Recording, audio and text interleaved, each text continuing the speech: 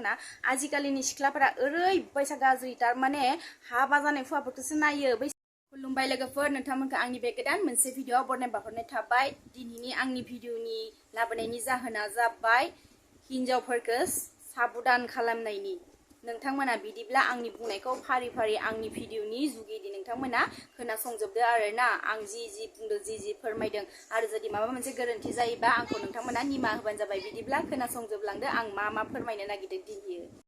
भिडिअखौ आङो जागायजेननायनि सिगाङावनो फंनैसो बाथ्रा बुंनो नागिरदों आरो आंना नोंथांमोननिसिम हाबा जानायनि उनाव जे मानसिया जे एकदमबारे बुरै थानांगौ बे नङा बयहाबो देलायनो अधिकार दं बयहाबो गावनि लाइफ स्टाइल थांना थानो मोजाङै थांना थानो अधिकार दं हे बुलि जे हे नङा कि बेलेग हौवाफोरजों लाइन मारिहैनाय बा बेलेग हिनजावफोरजों लाइन मारिहैनाय बेफोरखौ बुङाखै आङो बेफोरबायसाखौ बुङाखै आं जायखिजाया देलायनाय गाननाय जोमनाय अधिकार दं बयहाबो बेखौसो बुंनो नागिरदों खिन्थु आंनि बे बुंनायखौ नोंथांमोना गाज्रि लानाङा आरोना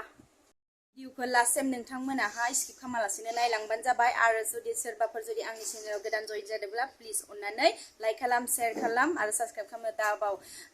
फोरखौ नुबाय थादों आङो बिनिखायसो बे बाथ्राखौ लाबोबाय आं नङाबा लाबोआमोन आरोना बुहुत घटना नुनो मोन्दों बुहुत नुनो मोन्दों मा बुंनो फेसबुक